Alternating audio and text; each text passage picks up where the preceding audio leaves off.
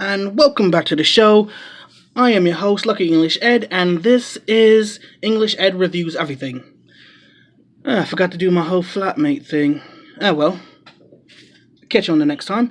Anyway, it's been about a month since the last upload, and, well, it's simply because life got in my way. My job needed me to come in more often, things of that nature. But nevertheless, I don't want to get into that too much, so let's just jump right into this review. Here is the next review in the series, TF Engineering. As I stated, I don't know their TF Engineering names, but as far as Hasbro is concerned, this is Hook. He is the head and chest of the Transformer Decepticon Devastator, and the hell with it, let's just get right into it. So, I had to really read these instructions because trying to transform it on my own without reading these instructions was hell. I had to do it this is like the 9th try, and I just said, you know what, I'm going to sit down and just study these instructions. So, if you notice he's a little loose in some areas, that's because I deliberately left that way, because trying to pry certain parts off was ridiculous. I had to get my trusty I had to get my trusty multi-tool here, and I had to use the knife portion to dig these out, and it was just ridiculous. It made absolutely no sense whatsoever. But let's get into transforming him. Well, no, let's take a look. This is the front, and what I like about this is his crane has hydraulics right here that actually function as hydraulics, and I like that. They extend and pull into each other, and then you have this that can extend even further, and the hook does that thingy. But for the transforming portions, let's just take this apart. I've seen in the, well, I think I broke it. Not sure what I did. I think I may have broken it. I did. No, I didn't. I just, Well, I'm gonna sit this to the side for the time being. Let's get into transforming them. The front, the sides, the back.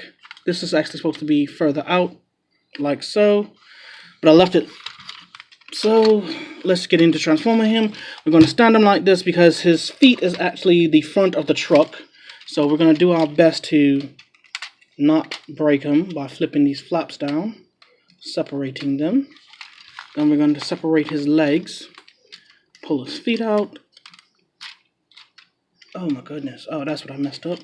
Pull his feet out, then pull his legs out of his shins, kind of like Cotton Hill. If any of y'all watch King of the Hill, y'all get that reference. And then there's actually a little tab right here.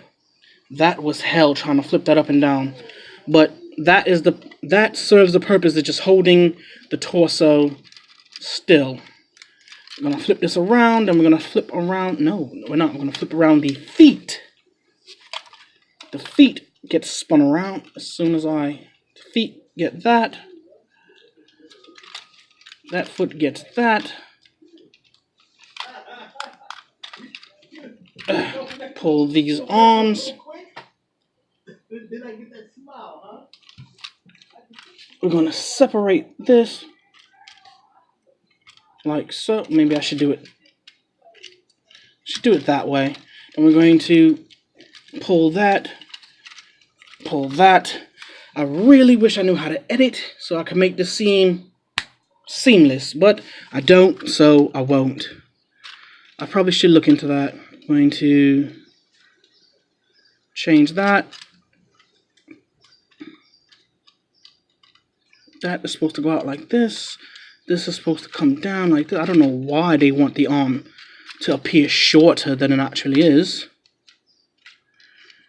Flip that around like so. It's they made him so much more difficult than he needed to be. My God, the head comes out like so, pops up here. Oh my gosh. And then in areas where you would think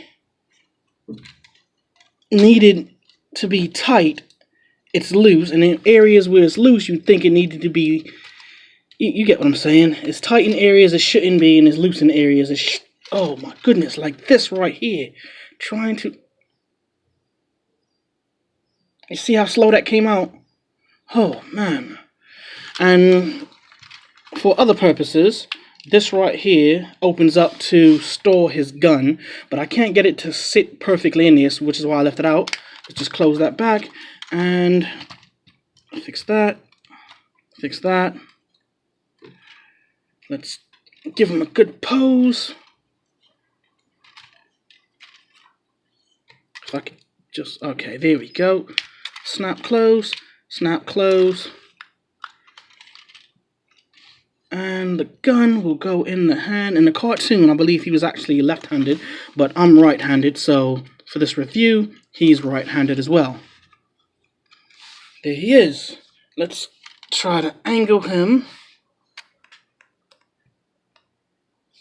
That's pretty good. Let's back him up a little bit as well. And there he is, Hook. Let's actually reconnect this thing, which I didn't know could actually extend that far. Didn't know that. So let's try to reconnect this by doing that. Let's go from underneath. Let's pop that down. There's nothing to snap that in, huh? Alright. Pop that up. This is supposed to clutch over from what the instructions were showing me, making him incredibly top heavy. Don't know why they would want to do that, but they did that. Oh, Jesus.